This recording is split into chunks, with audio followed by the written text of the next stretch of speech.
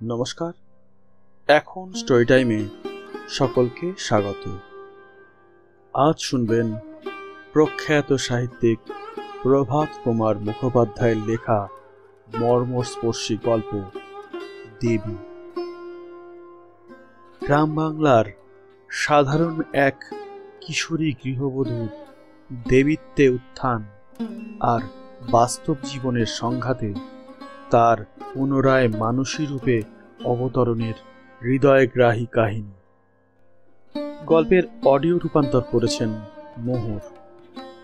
সমগ্র পরিকল্পনা এবং পরিচালনায় আমি জয়দীপ। তাহলে শুনে নিন আজকের গল্প প্রভাত কুমার মুখোপাধ্যায়ের কলমে। এখন স্টোরি টাইমের নিবেদন দেবী।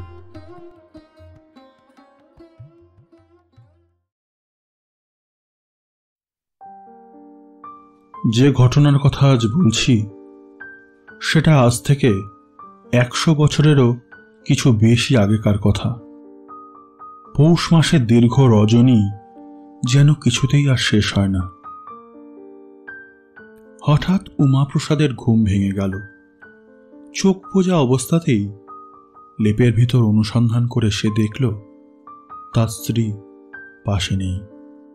চোখ খুলে বিছানা হাতড়ে টের পেল তার ষোড়শী পত্নী এক পাশে ঠান্ডায় গুটিসুটি মেরে ঘুমোচ্ছে। স্ত্রীর কাছে সরে গিয়ে অতি সন্তর্পণে তার গায়ে লেপখানি চাপিয়ে দিল উমাপ্রসাদ। দুই পাশে এবং পায়ের দিকে হাত দিয়ে দেখল কোথাও ফাঁক রয়ে গেছে কিনা। উমাপ্রসাদ বছর 20 যুবক। সম্প্রতি সংস্কৃত ছেড়ে শখ করে পারস্য ভাষা শিখতে শুরু করেছে। উমাপ্রসাদ মাতৃহারা। তার বাবা পরম পণ্ডিত, পরম ধার্মিক, একজন নিষ্ঠাবান শক্তি উপাসক। অন্যদিকে গ্রামের জমিদার তিনি, সুতরাং তার পরিবারের মান সম্মানের সীমা পরিসীমা নেই বললেই চলে। অনেকের বিশ্বাস উমাপ্রসাদের বাবা কালীকিঙ্কর রায় মহাশয় একজন প্রকৃত সিদ্ধ পুরুষ ছিলেন। আদ্যাশক্তির বিশেষ প্রভাব রয়েছে তাঁর জীবনে। সেই জন্য গ্রামের আবাল বৃদ্ধ বনিতা তাকে দেবতার মতো শ্রদ্ধা করে। উমাপ্রসাদ নিজের নতুন জীবনে সম্প্রতি নবপ্রণয়ের মাদকতা অনুভব করতে আরম্ভ করেছে।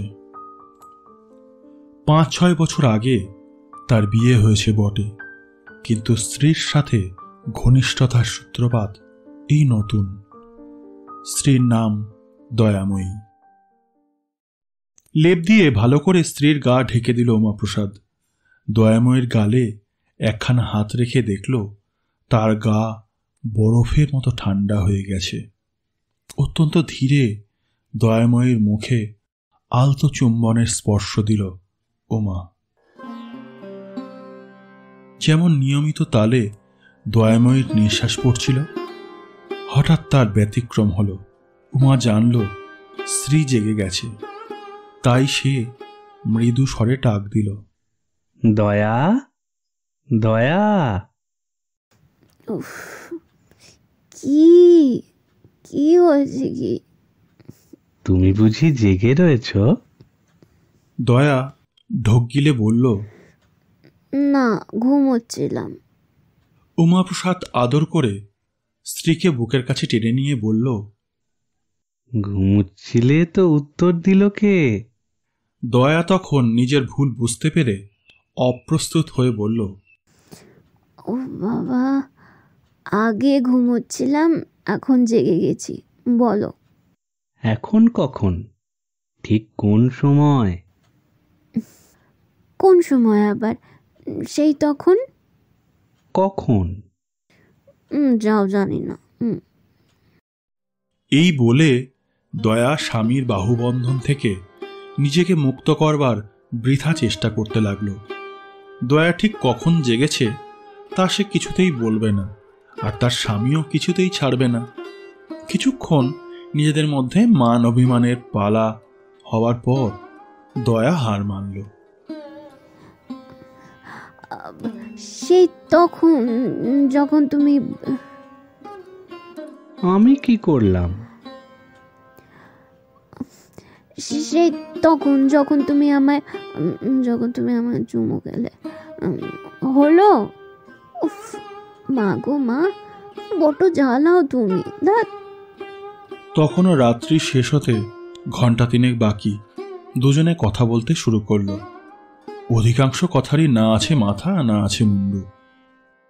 নানা কথা বলার পর উমাপ্রসাদ বলল, দয়া, আমি ভাবছি পশ্চিমে চাকরি করতে বেরোবো। তোমার আবার চাকরি কেন দরকার? তোমার কিসের দুঃখ শুনি? তুমি হলে গিয়ে জমিদারের ছেলে। জমিদারের ছেলে হয়ে কেউ চাকরি করে নাকি? আমার এখানে দুঃখ আছে বই কি। কি? তুমি যদি আমার দুঃখ বুঝবে তাহলে আর আমার দুঃখ কিসের? শুনে দয়া ভারী অপ্রস্তুত হয়ে গেল। মনে মনে ভাবতে লাগলো, কি দুঃখ? শেষে ভেবে কিছুই স্থির করতে পারল না। তখন একটা দুষ্টুমি বুদ্ধি খেলে গেল দয়ার মনে। সে বলল, তোমার কি দুঃখ? আমি বুঝি মনের মতো হইনি?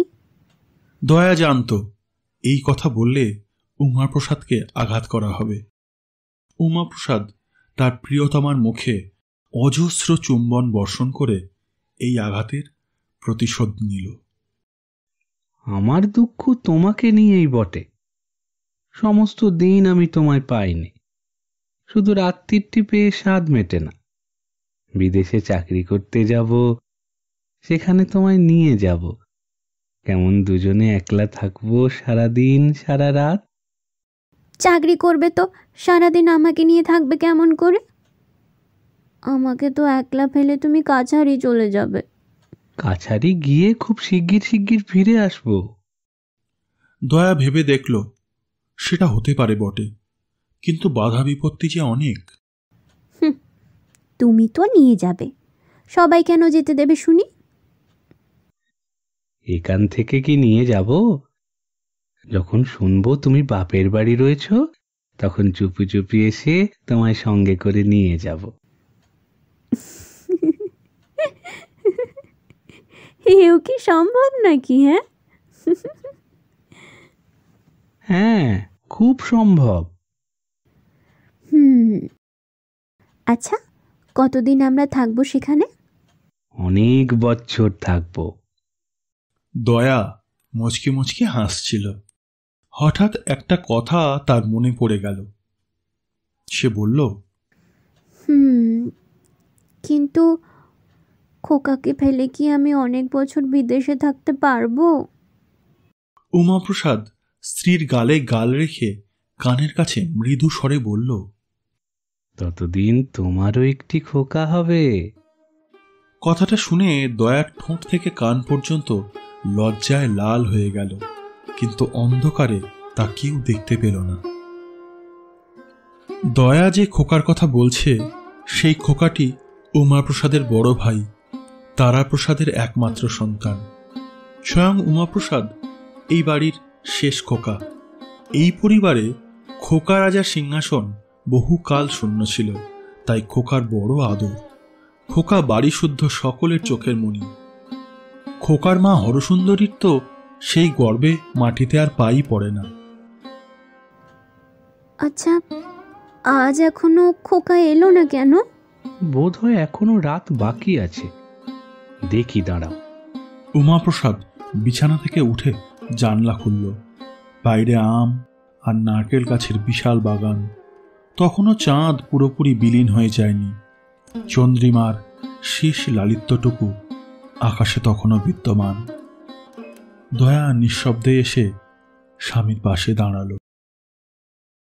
ভোর রাত্রে রোজ খোকা কাকিমার কাছে আসে। এটা তার নিত্য নৈমিত্তিক কাজ। যদিও বাড়িতে দাসদাসীর অভাব নেই, তবুও ঘরের অধিকাংশ কাজ দয়া নিজের হাতেই করত। বিশেষত তার শ্বশুরের পূজা আহ্নিক সম্বন্ধীয় যাবতীয় কাজে দয়া ছাড়া অন্য কারো হাত দেওয়ার অধিকার ছিল না। সারাদিন এই সমস্ত কাজে ব্যস্ত থেকেও খোকাকে সে এক মুহূর্তের জন্যও চোখের আড়াল করত না। কাকিমা গা মুছিয়ে না দিলে খোকা গা মোছে না, কাকিমা কাজল না পরিয়ে দিলে খোকা কাজল পরে না, কাকিমার কোল ছাড়া অন্য কোথাও শুয়ে খোকা দুধ খায় না, খোকার বিছানায় তার কাকিমা অনেক রাত অবধি থেকে ঘুম পাড়িয়ে আসে। ভোর রাত্রে ঘুম ভাঙলেই খোকা কাকিমা কাকিমা বলে কান্না জুড়ে দেয়। এই প্রগল্ভতা, এই অন্যায় আবদারের জন্য মাঝে মধ্যেই তাকে হরসুন্দরীর কাছে চটটা চাপড়টা পুরস্কার পেতে হয়। তবে বলাই বাহুল্য, তাতে তার কান্না না থেমে বরং আরো 10 গুণ বেড়ে যায়। তখন হরসুন্দরী ছুটে গিয়ে তাকে কোলে করে ক্রোধে আর নিদ্রা ঘরে টলতে টলতে দয়ার শোবার ঘরের দরজায় এসে ডাকেন, ছোট বউ, ও ছোট বউ, এনে এনে ধর তো, খোকাকে ধর। দয়ার দরজা খোলার অপেক্ষা না করেই খোকাকে মাটিতে বসিয়ে ঘরে ফিরে যান। দয়া প্রায়ই জেগে থাকে, না থাকলেও খোকার কান্নায় শীঘ্রই জেগে উঠে ছুটে এসে খোকাকে বুকে করে নিয়ে যায়। ও ওলা আমার সোনা, ও মা কি হচ্ছে, কি হচ্ছে? কে মেরেছে গো আমার সোনাকে? কে মেরেছে আমার খোকাকে? ও আমার বাবা, আমার মা গো। মাথার কাছের পানের ডিবায় কোনোদিন কদমা, কোনোদিন বাতাসা, কোনোদিন নারকেলের নাড়ু রেখে দেয় দয়া। খোকা সেইগুলো খেয়ে তারপর নিশ্চিন্ত হয়ে কাকিমার কোলে শুয়ে ঘুমিয়ে পড়ে।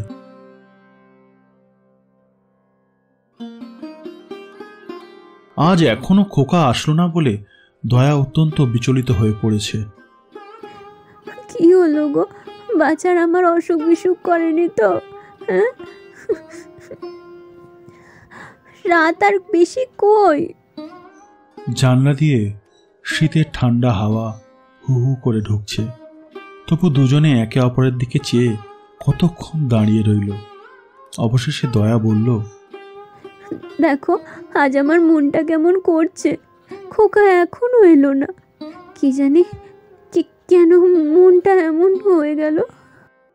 এখনো খোকার আসবার সময় হয়নি। যেদিন ঘুমিয়ে পড়ে সেদিন তো আসতে দেরিও হয়। তোমার মন সেজন্যে খারাপ হয়নি। কেন হয়েছে আমি জানি। কেন বলো দেখি? বলেছি কি না আমি পশ্চিমে যাব চাকরি করতে, তাই তোমার মন খারাপ হয়ে গেছে। আমি বুঝতে পারছি না, শুধু মনে হচ্ছে যেন আর তোমার সঙ্গে দেখা হবে না। স্ত্রীর কথা শুনে উমাপ্রসাদের মুখখানি ম্লান হয়ে গেল। অনেকক্ষণ দুজনে দাঁড়িয়ে রইল। চাঁদ ডুবে গেল, গাছপালা অন্ধকারে গা ঢাকা দিল। জানালা বন্ধ করে দুজনেই শয্যায় ফিরে আসলো। ধীরে ধীরে একটা আধটা পাখির ডাক শোনা গেল। একে অপরকে আষ্টে পৃষ্ঠে জড়িয়ে ধরে তারা শুয়ে পড়ল। জানলার ফাঁক গলে সকালের আলোকরশ্মি ঘরে প্রবেশ করতে লাগলো।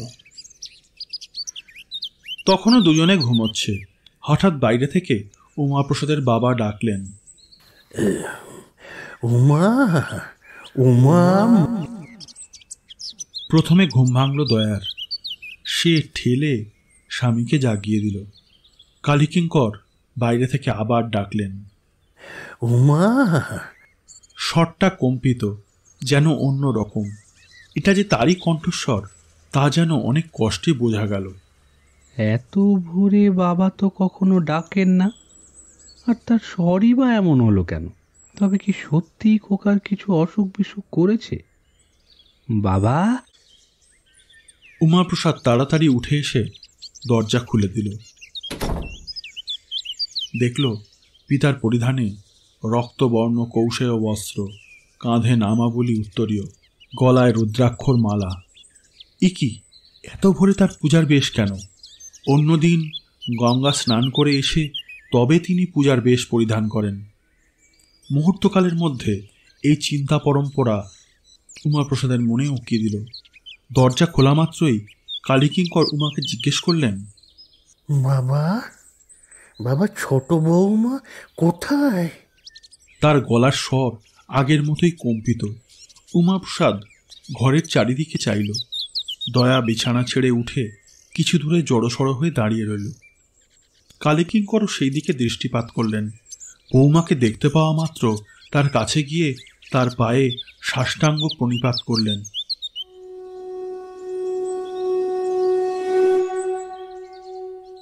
উমাপ্রসাদ বিস্ময়ে বাক্যহীন। দয়াময়ী শ্বশুরের এই অদ্ভুত আচরণ দেখে নিস্পন্দভাবে দাঁড়িয়ে রইল।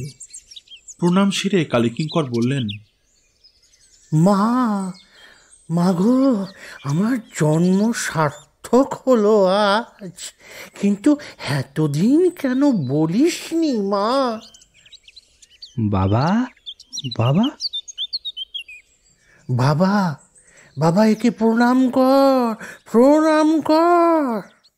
বাবা, আপনি কি উন্মাদ হয়েছেন? উন্মাদ হইনি বাবা, এতদিন উন্মাদ ছিলাম, আজ আরোগ্য লাভ করেছি সে মায়ের কৃপায়। উমাপ্রসাদ তার বাবার কথার কোনো অর্থই ধরতে পারল না। সে বলল, বাবা, আপনি কি বলছেন? বাবা, আমাদের বড় সৌভাগ্য, যে কুলে জন্মেছি তা পবিত্র হলো। বাল্যকালে কালী মন্ত্রে দীক্ষিত হয়েছি। এতদিন যে সাধনা, যে আরাধনা করলাম তা নিষ্ফল হয়নি। মা জগন্ময়ী ছোট বৌমার রূপে আমার গৃহে স্বয়ং অবতীর্ণা হয়েছেন গো। গত রাত্রের স্বপ্নযোগে আমি এই প্রত্যাদেশ পেয়েছি। আমার জীবন ধন্য হলো, ধন্য হলো গো। দয়াময়ী ছিল মানবী, হঠাৎ সে দেবীত্বে অভিষিক্ত হল।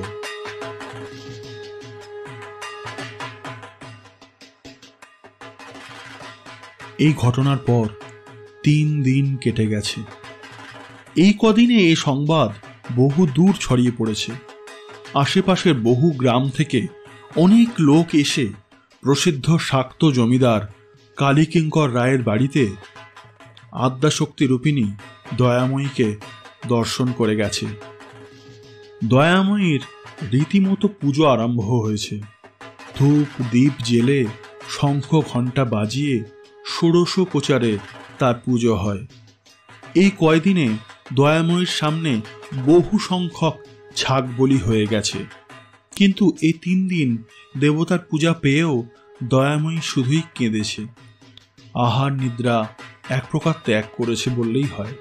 এই আকস্মিক অদ্ভুত ঘটনায় তাকে এমন অভিভূত বিপর্যস্ত করে ফেলেছে যে সে 2 দিন আগে এ বাড়ির বউ ছিল, শ্বশুর ও ভাসুরের সামনে বের হতো না। এই সমস্ত এক নিমেষে ভুলে গেছে। এখন তার মুখে অবগুণ্ঠন নেই। যার তার দিকে শূন্য দৃষ্টিতে পাগলিনীর মতো চেয়ে থাকে। তার কণ্ঠস্বর অত্যন্ত মৃদুভাবাপন্ন হয়েছে। রক্তবর্ণ চোখ দুটো ফুলেছে। গায়ের কাপড় অবিন্যস্ত।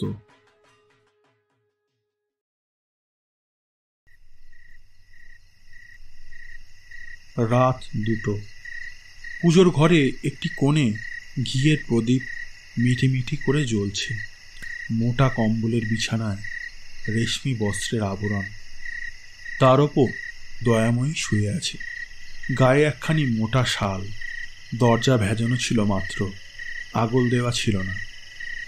অত্যন্ত ধীরে ধীরে সেই দরজাটা খুলে গেল।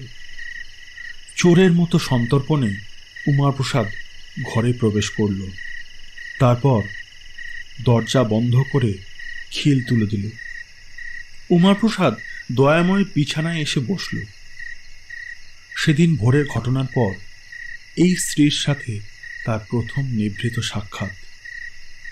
দয়াময়ী জেগেই ছিল। স্বামীকে দেখে উঠে বসল। দয়া, এ কি হলো? আজ 3 দিনের পর দয়া স্বামীর মুখে একটি স্নেহ মাখা কথা শুনল। এ 3 দিন ভক্তদের মা মা শব্দে তার হৃদয় মরুভূমির মতো শুষ্ক হয়ে পড়েছিল। স্বামীর মুখনিসৃত এই আদরের ডাক তার প্রাণে যেন অকস্মাৎ সুধাবৃষ্টি শুরু করে দিল। দয়া স্বামীর বুকে মুখ লুকাল। উমাপ্রসাদ স্ত্রীর গায়ের শাল খুলে দিয়ে তাকে বুকে চেপে ধরল। উচ্ছ্বসিত স্বরে বারবার বলতে লাগলো, দয়া দয়া, এ কি হলো, এ কি হলো? দয়া নির্বাক। উমাপ্রসাদও কিছুক্ষণ চুপ করে রইল। তারপর বলল, দয়া, তোমার কি মনে হয় যে কথা সত্যি? তুমি আমার দয়া নও, তুমি দেবী? না না না, আমি তোমার স্ত্রী ছাড়া আর কেউ নই, কিচ্ছু নই। আমি তোমার দয়া ছাড়া আর কিচ্ছু নই। আমি দেবী নই, আমি কালী নই, আমি অন্য কিচ্ছু নই। আমি শুধু তোমার দয়া, তোমার স্ত্রী।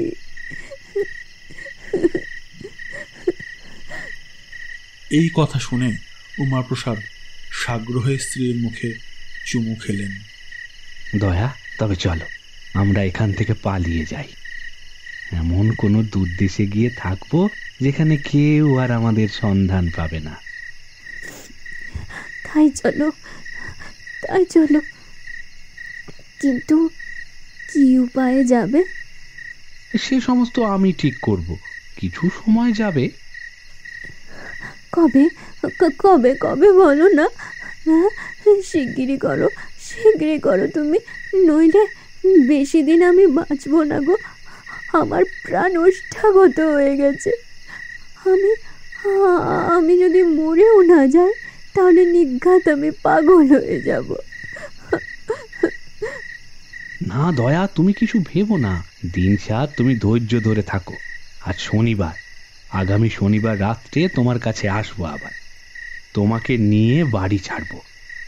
এই 7 দিন তুমি আশায় বুক বেঁধে কাটিয়ে দাও। লক্ষ্মী আমার, সোনা আমার। আচ্ছা আচ্ছা, এখন তবে যাই, কেউ আবার এসে টেসে না পড়ে। এই কথা বলে উমাপ্রসাদ তার স্ত্রীকে গভীরভাবে জড়িয়ে ধরল। তারপর সেখান থেকে বিদায় নিল।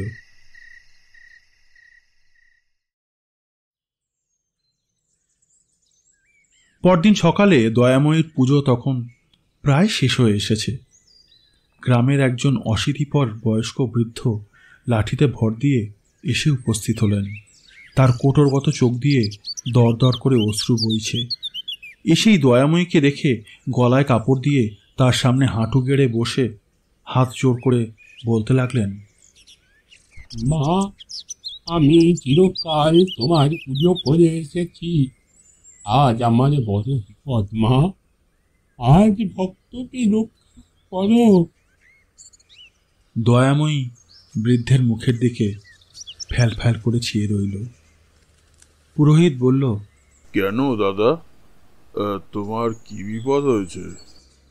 আমার নাতিটি কয়েকদিন জ্বরে ভুগছিল, আজ সকালে কবরের জবাব দিয়ে গেছে। সে না বাঁচলে আমার বংশ লোপ হবে।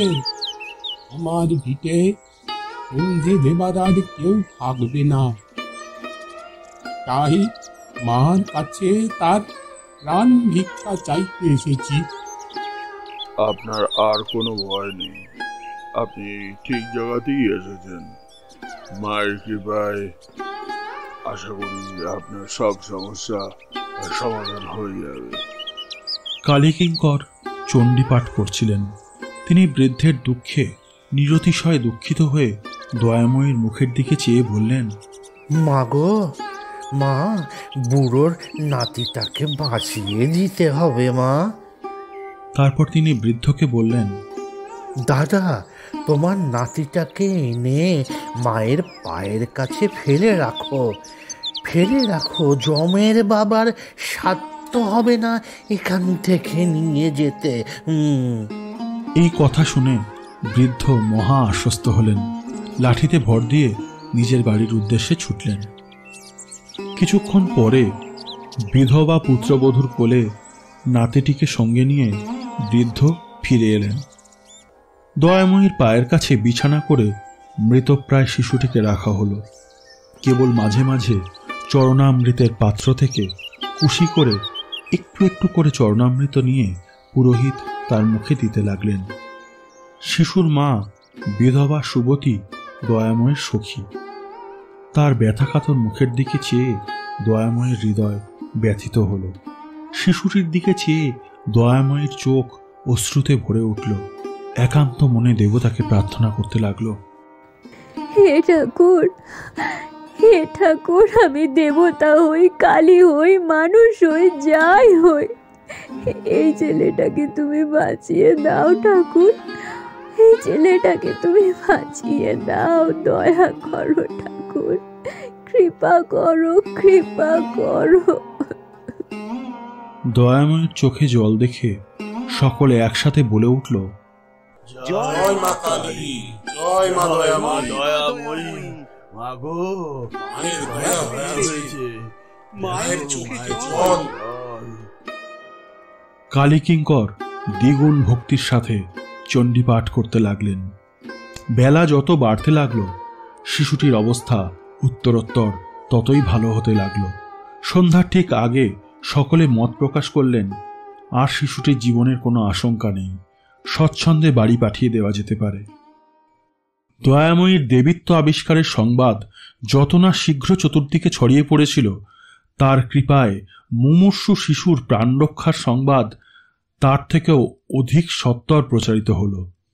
পরদিন সকালে অন্য একজন এসে দয়াময়ীর চরণে নিবেদন করে জানালো যে তার কন্যাটি আজ 3 দিন থেকে প্রসব যন্ত্রণায় অস্থির, মেয়ে বুঝি বাঁচে না।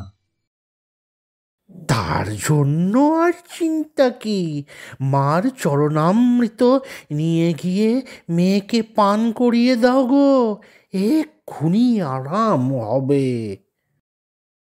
সেই ব্যক্তি অশ্রুসিক্ত চোখে দয়াময়ীর চরণামৃতের পাত্রটি মাথায় করে নিয়ে চলে গেল। বেলা 1টার খানিক আগেই সংবাদ এলো, মেয়েটি চরণামৃত পান করার কিছুর পরেই নিরাপদে রাজপুত্রের মতো সুন্দর সুলক্ষণ সম্পন্ন পুত্র সন্তান প্রসব করেছে। আজ শনিবার। আজ উমাপ্রসাদ স্ত্রীকে সঙ্গে নিয়ে গোপনে পালিয়ে যাবে। সে সমস্ত আয়োজন করে রেখেছে, অর্থ সংগ্রহ করেছে। মুর্শিদাবাদ কিংবা রাজমহল কিংবা বর্ধমান এরকম কোনো নিকটবর্তী প্রসিদ্ধ স্থানে সে যাবে না, গেলে ধরা পড়ে যাবার সমূহ সম্ভাবনা। নৌকাপথে পশ্চিমে অনেক দূর যাবে, কোথায় এখনো কিছু সেরকম স্থির করা হয়নি। হয় ভাগলপুর, নয় মুঙ্গের। সেখানে চাকরির চেষ্টা করবে। পথ খরচের মতো অর্থ তার কাছে আছে। তার স্ত্রীর গায়ে যা গয়না আছে তা বিক্রি করলে 2 বছর উভয়ের গ্রাসাচ্ছাদন চলতে পারে নিঃসন্দেহে। 2 বছরেও কি তার একটা চাকরি জুটবে না? নিশ্চয়ই জুটবে। চেষ্টার অসাধ্য কিছু আছে নাকি?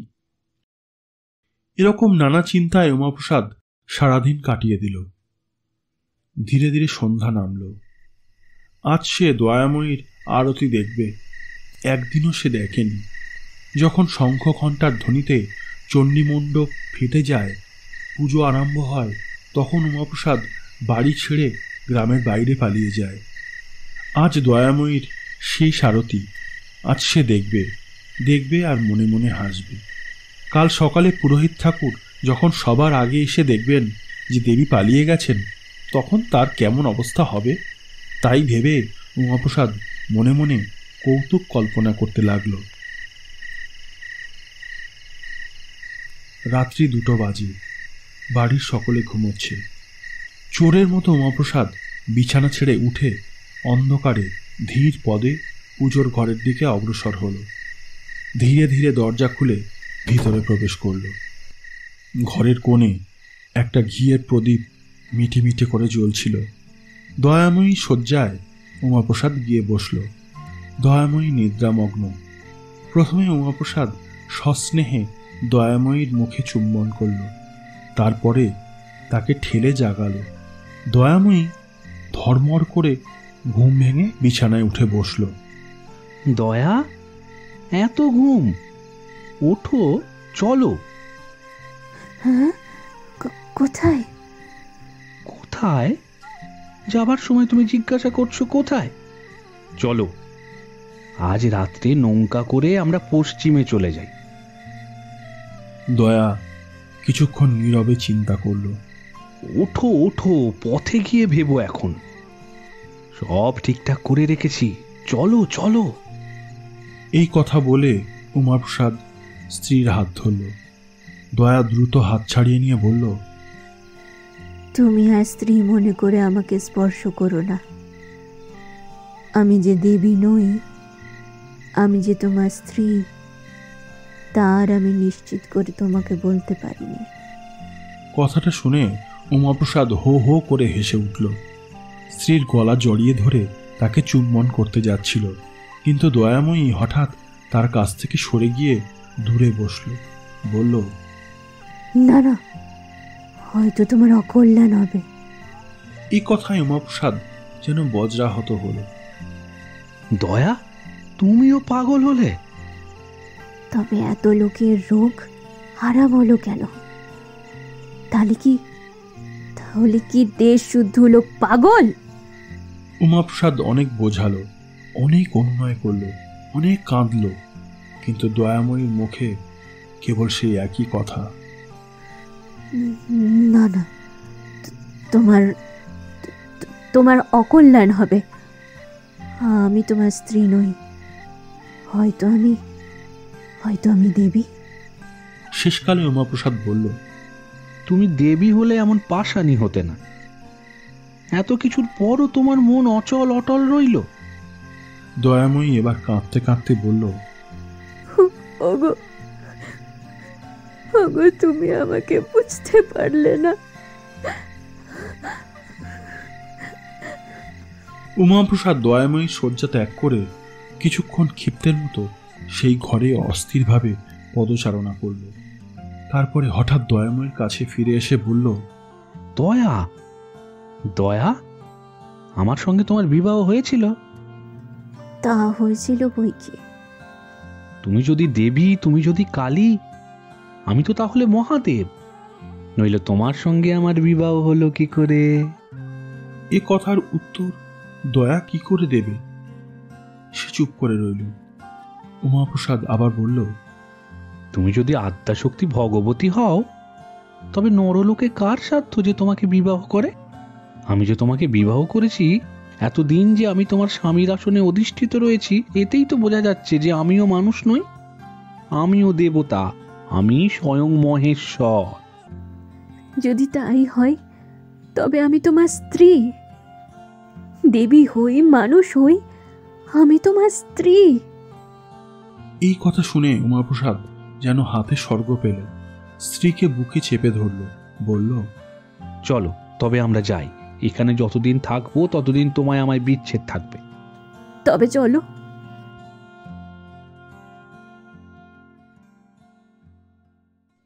খানিকটা হেঁটে গঙ্গার ধারে পৌঁছে নৌকা চড়তে হবে। কিন্তু কিছু দূর গিয়ে দয়া হঠাৎ থেমে গেল। তারপর বলল, আমি যাব না। এবার তার স্বর দৃঢ়। উমাপ্রসাদ আবার অনুনয়ের সাধ্য সাধনার পালা আরম্ভ করল। কিছুতেই কিছু লাভ হলো না। আমি যদি দেবী, তুমি আমার স্বামী মহেশ্বর, তবে দুজনেই এখানে থাকি, দুজনেই পূজা গ্রহণ করি। পালাবো কেন? এত জনের ভক্তিতে আঘাত দেব কেন? আমি পালাবো না। চলো ফিরে যাই। উমাপ্রসাদ মর্মাহত হয়ে বলল, তুমি একা ফিরে যাও, আমি যাব না। তাই হলো। দয়া একা দেবীত্ব নিয়ে ফিরে এলো। উমাপ্রসাদ সেই নিশীথ অন্ধকারে মিলিয়ে গেল। পরদিন তার আর কোনো হদিশ পাওয়া গেল না।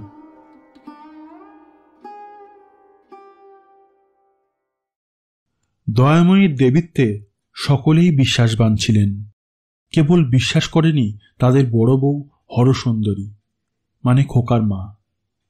প্রথম 2-4 দিন তাই বড় বউই দয়াময়ীর জুড়াবার ঠাঁই হয়েছিল। প্রথমে যখন স্বয়ং দয়াময়ী বিশ্বাস করতে চায়নি যে সে দেবী, তখন সে একদিন বড় বউয়ের কাছে গিয়ে কেঁদে বলেছিল, দিদি, ও দিদি, আমার কি হলো বলো তো? আমার কি হলো? কি করবো বোন, ঠাকুর তো পাগল হয়ে গিয়েছেন। এই বুড়ো বয়সে ওনার ভীমরতি ধরেছে।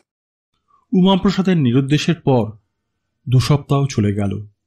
3য় সপ্তাহে খোকার জ্বর হলো। দিন দিন ছেলে শুকিয়ে যেতে লাগলো। বৈদ্য আসলো, কিন্তু কালীকিঙ্কর তাকে চিকিৎসা করতে দিলেন না। বললেন, আমার বাড়িতে স্বয়ং মার অধিষ্ঠান। কত বড় দুঃসাধ্য রোগ মার চরণামৃত পান করে ভালো হয়ে গেল, আর আমার বাড়িতে রোগ হলে বৈদ্য এসে চিকিৎসা করবে? ওগো, ছেলেকে বদ্যি দেখাও এবার, নইলে আমার ছেলে যে আর বাঁচবে না। রাক্ষসী ডাইনি আমার ছেলেকে বাঁচতে পারবে? ও সে সাধ্য কি ওর আছে? ছেলেটা আমার দিন দিন কেমন শুকিয়ে যাচ্ছে। তারাপ্রসাদ অত্যন্ত পিতৃভক্ত। পিতার বিশ্বাস, পিতার বিধান এ সমস্ত তিনি বেদের মতো মান্য করেন। তিনি তার স্ত্রীকে বললেন, খবরদার ও কথা বলো না, ছেলের অকল্যাণ হবে। মা যা করবেন তাই হবে। কিন্তু বড় বউয়ের প্রতিদিনকার কাকুতি মিনতি ও ক্রন্দনে কর্তা একদিন গলবস্ত্র হয়ে দয়াকে জিজ্ঞাসা করলেন, মাগো, খোকার যে অসুখ হয়েছে তাতে বৈদ্য দেখানোর কোনো প্রয়োজন আছে কি? না, আমি ওকে ভালো করে দেব। কালীকিঙ্কর নিশ্চিন্ত হলেন, তারাপ্রসাদও নিশ্চিন্ত হলেন।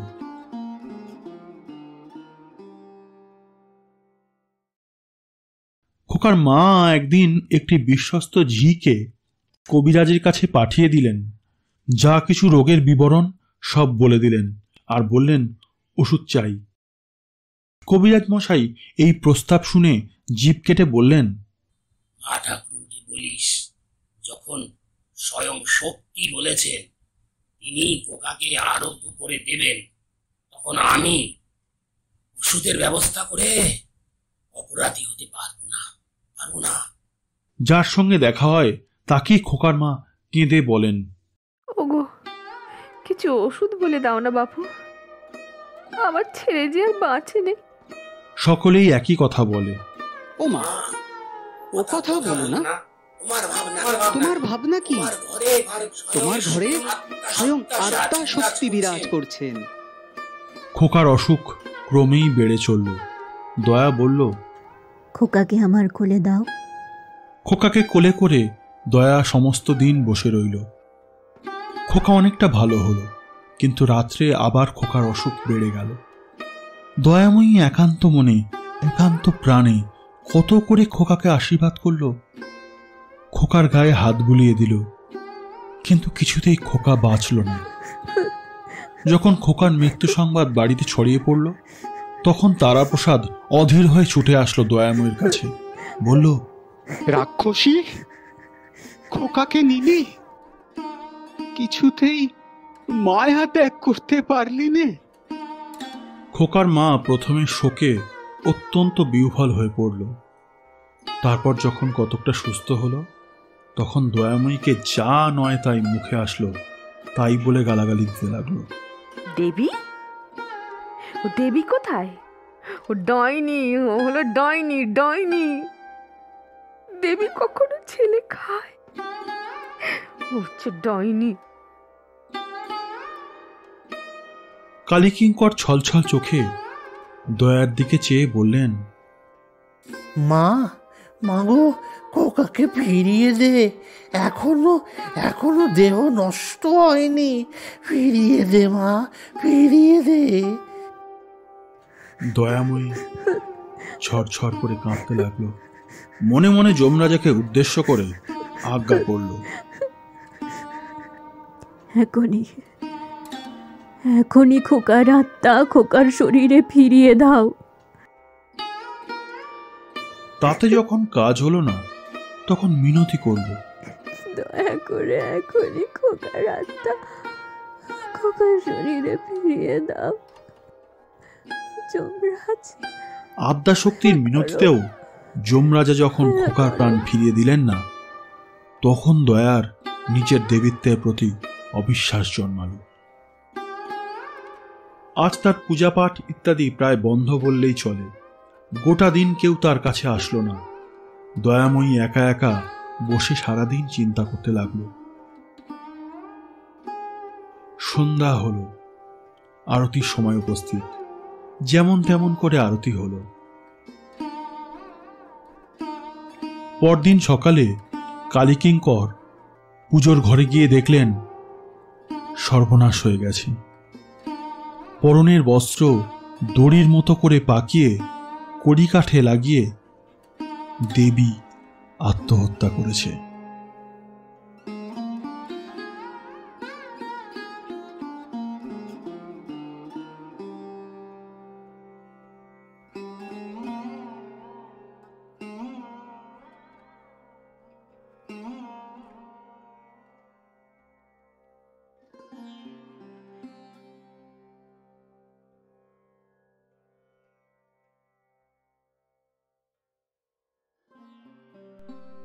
শেষ হলো আমাদের আজকের নিবেদন প্রভাত কুমার মুখোপাধ্যায়ের লেখা অবলম্বনে অডিও স্টোরি দেবী। গল্পে কথকের ভূমিকায় রয়েছি আমি জয়দীপ। অন্যান্য চরিত্রে কণ্ঠ দিয়েছেন অতনু ভট্টাচার্য, শান্তনু দে, ইন্দ্রনীল রায়, জয়দীপ গাঙ্গুলি, সোমা দে, শুভজিৎ মুখার্জি এবং শুভ স্বপ্না মুখোপাধ্যায়। গল্পের আবহ এবং প্রচ্ছদ নির্মাণ করেছেন জয়ফোর ক্রিয়েশন। সমগ্র পরিকল্পনা এবং পরিচালনায় জয়দীপ গঙ্গোপাধ্যায়। প্রযোজনা টিম এখন স্টোরি টাইম। আমাদের এই গল্পটি কেমন লাগলো কমেন্ট করে জানাবেন, আর ভালো লাগলে অবশ্যই লাইক এবং শেয়ার করে আমাদেরকে উৎসাহিত করবেন। ফিরে আসবো এরকমই কোনো আকর্ষণীয় গল্প নিয়ে। ধন্যবাদ।